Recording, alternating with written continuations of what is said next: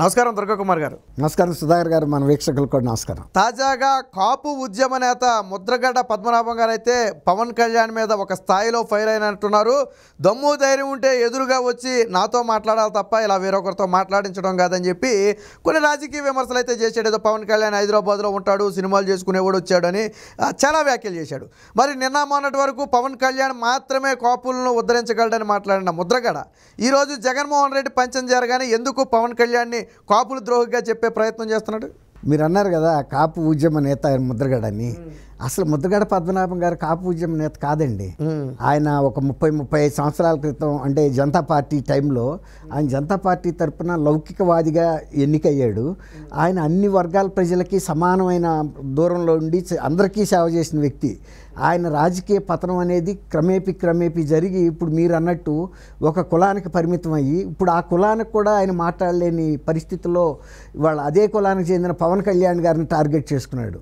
Target ఎవరిని చేయాలండి? అధికారంలో ఉన్న వ్యక్తిని చేయాలి. పవన్ కళ్యాణ్ గారు ఎప్పుడన్నా ఒక శాసనసభ్యుడు అయ్యాడా? లేకపోతే ఒక మంత్రి అయ్యాడా? ఒక ముఖ్యమంత్రి అయ్యాడా? ప్రభుత్వంలో ఎప్పుడన్నా ఆయన ఉన్నాడా? ఆయన చాలా కాలం ఎన్టీ రామారావు గారి టైంలో కూడా మంచి మంత్రివర్గ శాఖలను నిర్వహించిన వ్యక్తి, సీనియర్ మంత్రి. ఆయన మీద అవినీతి ఉందని నేను అన్నాను. చాలా మంచి వ్యక్తి.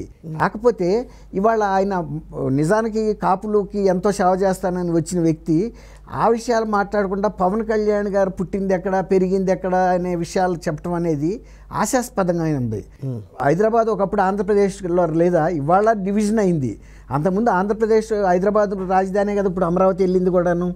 కాబట్టి ఇప్పుడు ముఖ్యమంత్రి గారు ఉన్నాడు జగన్మోహన్ రెడ్డి గారు పుట్టింది ఎక్కడ? హైదరాబాద్లోనే. హైదరాబాద్ చదివాడు, హైదరాబాద్ పబ్లిక్ స్కూల్లో చదివాడు. ఆ తర్వాత కూడా ఇక్కడే ఉన్నాడు. ఇంకా కొంతకాలం బెంగళూరులో కూడా ఉన్నాడు. అట్లాంటిది ఆంధ్రప్రదేశ్లో ఆయన ఇప్పుడు లేడు. ఆయన మరి వాళ్ళ ఆంధ్రప్రదేశ్ ముఖ్యమంత్రి అవడానికి అర్హత ఉంటే ఆయనకి, ఇవాళ ఆయన శాసనసభ్యుడిగా అక్కడికి వచ్చి పోటీ చేయడానికి ఈయనకి అర్హత లేదా? ఈయన నెల్లూరులో వాళ్ళ నాన్నగారు పనిచేయలేదా? మొగల్తూరులో పనిచేయలేదా? వీళ్ళ కుటుంబాలన్నీ అక్కడ ఉండట్టు ఆయనకి తెలీదా? ఒకప్పుడు అసలు కాపులకి ఏదైనా మేలు జరగాలంటే పవన్ కళ్యాణ్ అని చెప్పిన వ్యక్తి ఇవాళ పవన్ కళ్యాణ్ గారు ఉనికినే ప్రశ్నిస్తున్నాడంటే అసలు ఆయన ఎంత స్థాయి మనిషి, ఇప్పుడు ఏ స్థాయికి వచ్చాడో మీరు ఆలోచించండి. ఇంకోటి, ఆయన మొన్నటిరాక నేను కాపులు ప్రయోజనాల కోసం ఒక ఛాంపియన్ లాగా నిలబడతానని చెప్పిన వ్యక్తి ఆల్ ఆఫ్ ఏ సడన్గా వెళ్ళిపోయి వైఎస్ఆర్సీపీలో చేరిపోయాడు. వైఎస్ఆర్సీపీలో చేరినప్పుడు కాపులకి గతంలో జగన్మోహన్ రెడ్డి ఏం చేశాడు ఈ 5 ఏళ్లలో అని ఏమన్నా ప్రజల ముందుకు వచ్చి చెప్పి పంచుకున్నాడా? 2000 చొప్పున ఒక 10,000 కోట్లు కాపులకి వేశాడు. మళ్ళీ నేను ఈసారి 10,000 కోట్లు సాల్వన్నాను, 20,000 కోట్లకి హామీ తీసుకున్నాను, ఆయనతో కూడా నేను జాయింట్ ప్రెస్ కాన్ఫరెన్స్ పెట్టిస్తాను, కాపులకి చెప్పిస్తానని చెప్పాలి కదండి. ఆయనతో జాయింట్ ప్రెస్ కాన్ఫరెన్స్ పెట్టి కాపులకి జరిగింది ఏంటి, జరగాల్సింది ఏంటి, ఎక్కడెక్కడ లోపాలు జరిగినాయి అని ఆయనతో చెప్పించాలి కదా. రెండోది ఇంకోటి ఏంటంటే, ఈయన్ని పవన్ కళ్యాణ్ గారిని ఇన్ని సీట్లు తీసుకో, అన్ని సీట్లు తీసుకో, లేకపోతే ఇంతకాలం ముఖ్యమంత్రి అడిగని ముద్రగడ పద్మనాభం గారు, హరిరామ్ జోగయ్య గారిని, ఆయన కూడా ఇంతకన్నా సీనియర్ మంత్రి, ఆయన కూడా తెలుగుదేశంలో హోం మంత్రిగా కూడా పనిచేశాడు.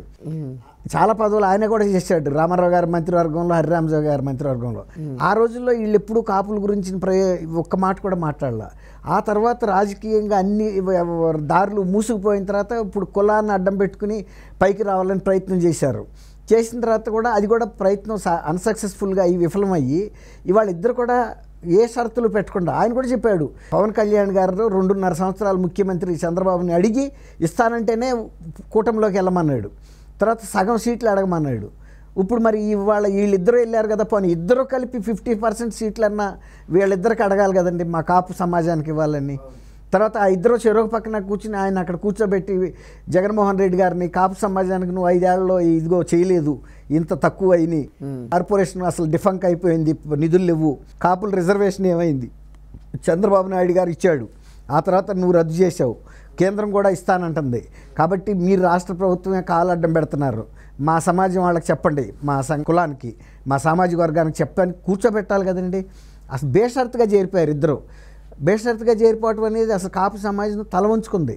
అసలు ఇంత పెద్ద నాయకులు మన తరపున నిలబడి పోరాడతారనుకున్న వ్యక్తి ఆ పార్టీలోకి వెళ్ళిపోయి చేరిపోవటం ఏంటి? ఆయన ఒక పక్కన ఆ సామాజిక వర్గానికి వ్యతిరేకంగా ప్రకటనలు చేస్తున్నాడు. ఆయన పరిపాలన కూడా అలాగే ఉంది. వీళ్ళని ఏం లెక్క చేసే పరిస్థితిలో లేదు. కాబట్టి వాళ్ళ పవన్ కళ్యాణ్ గారు వాళ్ళిద్దరు వయసుతో పోలిస్తే హరిరామ్ జోగయ్య గారికి అయితేనేమో మనోడు అవుతాడు, మనోడేజీ. ముద్రగడ పద్మనాభం గారికి అయితే దాదాపు వాళ్ళ అబ్బాయి కన్నా కూడా చిన్న ఆయనే. అట్లాంటి వ్యక్తి మీద వాళ్ళ బాణాలు వేస్తుంటే భీష్ముడు వచ్చి అభిమన్యుడి మీద బాణం వేసినట్టుగా ఉంది. ఇప్పుడు అతను పైకి వస్తున్నాడు, తను అంటూ ఒక వ్యూహంతో వెళ్ళాడు, బీజేపీ కట్టిన కూటమిలో స్థానం సంపాదించుకున్నాడు. అట్లాగే రేపు ఒకరోజే తినరు కదండి, అన్నప్రాసన రోజునే ఆవకాయ బద్దలు తినబోరని అన్నప్రాసనే ఇప్పుడు అతను జరిగింది. ఇంకా అనేక విజయాలు సాధిస్తాడు. కొంచెం మీరు ఓర్పు పట్టండి, అంతేగాని ఆయన్ని ఇవాళే మీరు వెళ్ళిపోయి ఆ పార్టీలో చేరిపోయి మా అబ్బాయికి ఏదైనా కార్పొరేషన్ ఆయన ఇస్తాడేమని కూడా ముద్రగడ పద్మనాభం గారు అన్నాడు. అసలు ఆయన స్థాయి ఏంటి, ఆ కార్పొరేషన్ పదవి కోసం జారటం ఏంటి, మళ్ళీ ఈ విమర్శలు అసలు ఆయనకి. ఇంకోటి అండి, ముద్రగడ పద్మనాభం గారు కాపు ఉద్యమం నడిపినప్పుడు ఆయన ఏదో సొంతంగా నడిపాడు అనుకున్నారు. ఆయన కాకినాడ ఎమ్మెల్యే చంద్రశేఖర్ రెడ్డి గారు నాకు నిధులు ఇచ్చాడు, ఆయన దయతో ఈ కాపు ఉద్యమాన్ని ఇప్పుడు రాక నడిపానంటే కాపులు ఏమన్నారు తెలుసా, నువ్వు పెట్టిన ఉప్మా కూడా నీ ఇంటి ముందుకు వచ్చి కక్కుతామని చెప్పారు. ఇది నిజంగా ఆ డబ్బులతో పెట్టుంటే పెట్టాడని చెప్పాడు, ఆయన దయతోనే జరిగిందని. కక్కుతావు, మాకు తెలియదు నువ్వు ఇంత హీనుడు అని. కాపులకి అంత ఆత్మగౌరవం లేని వ్యక్తులు కాదు. ఆ రోజు అడిగితే మేమే ఫండ్స్ ఇచ్చేవాళ్ళం, నువ్వు వెళ్ళి చంద్రశేఖర్ రెడ్డి మోచేతి కింద నువ్వు నీళ్లు తాగనేలా, నీ మోచేతి కింద మేము నీళ్లు తాగే పరిస్థితి మాకెందుకు, ఈ ఉద్యమం వద్దు నువ్వు వద్దు అని చెప్పి పక్కన పెట్టేశారు. అప్పుడు ఒక లెటర్ రాశాడు పవన్ కళ్యాణ్ గారికి, లేఖ రాస్తే వార్నింగ్ ఇచ్చారు, ఇదే లాస్ట్ వార్నింగ్, ఈసారి కనుక అట్లాంటి పిచ్చి లేఖలు కనుక కాపు నాయకుడు అని చెప్పుకుని రాస్తే నీ ఇంటి మీదకే వచ్చి దాడి చేస్తామని కూడా హెచ్చరించారు. దాంతో ఇక ఆయన ఎంత గౌరవంగా బతికిన వ్యక్తి, వాళ్ళ నాన్నగారు వీర్రాఘవయ్య గారు కూడా జనతా పార్టీలో గౌరవమైన వ్యక్తే. కానీ ఇవాళ ముద్రగడ పద్మనాభం గారు చివరి దశకు వచ్చేటప్పటికి ఈ విధమైనటువంటి బేషరతుగా వెళ్ళి జగన్మోహన్ రెడ్డి గారు పంచం జారాల్సి వచ్చింది. ఇక హరిరామ్ జోగే గారు అంటే ఆయన last leg of the life అండి. ఇక ఆయన చాలా పెద్ద వయసు, పాపం ఆయన అసలు మనం మాట్లాడటానికి కూడా తప్పే. కానీ ఆ కొడుకును మాత్రం వైసీపీలో చేర్చాడు. అతను ఏదో పిఎస్సి చైర్మన్గా ఉన్నాడు అత్తిలి దగ్గర ఒక ఊరిలో చేర్చాడు. అదే అన్న, ఇప్పుడు మనం ఆయన అనకూడదు, ఎందుకంటే ఆయన చాలా వయస్సు పెద్ద ఆయన, అవును బాగా కుర్రుద్దుడు. కాబట్టి ఇక ఆయన్ని మనం అసలు లెక్కలో వేసుకోవటం కూడా తప్పే. అంటే ఇప్పుడు కాపుల సంక్షేమం గురించి ఇలాంటి పెద్ద పెద్ద ఉపన్యాసాలు ఇచ్చే వాళ్ళందరూ కూడా వాళ్ళ కుటుంబాల్లో చేరి వైసీపీలో చేరాయి. అంటే ఇంతకాలం తెలుగుదేశం పార్టీ జనసేన కలవకుండా వీళ్ళంతా అడ్డుపడే ప్రయత్నం చేశారనే వాదన ఇప్పుడు బయటకు వచ్చింది. ఖచ్చితంగా అండి. ఇప్పుడు నేను చెప్పా కదా, వీళ్ళిద్దరు కూడా తెలుగుదేశంలో బ్రహ్మాండమైన మంత్రి పదవులు అనిపించారు, కాదని వాళ్ళు చెప్పగలరా? ఆ రోజున రామారావు గారికి ఎంత అత్యంత విశ్వాసపాతులుగా రైట్ హ్యాండ్గా ఉన్నారు. అంత పదవులు అనిపించిన రోజున ఆ రోజున రామారావు గారు మీరు ఏదైనా ప్రతిపాదన పెడితే కాదంటాడా? ఆ రోజు ఎందుకు పెట్టాల? మీ అధికారాలు మీరు చూసుకున్నారు తప్ప ఇంకా మిగిలిన పట్టుకోవాలి. పదవుల్లో ఉన్నప్పుడు కాపులు గుర్తురాలా అయినా కూడా రామారావు గారు కాపు సామాజిక వర్గానికి తక్కువ చేయలేదు, ఎందుకంటే ఆయన పుట్టింది కృష్ణా జిల్లాలో కాబట్టి ఆ సామాజిక వర్గ ప్రాధాన్యత తెలుసు కాబట్టి ఆ గౌరవ మర్యాదలు ఇచ్చుకుంటానే వచ్చాడు. ఆ తర్వాత వచ్చిన మంత్రివర్గాల్లోనే వాళ్ళకి దక్కలేదు అది, ఇప్పుడు వాళ్ళకి ఆ రియలైజేషన్ వచ్చింది.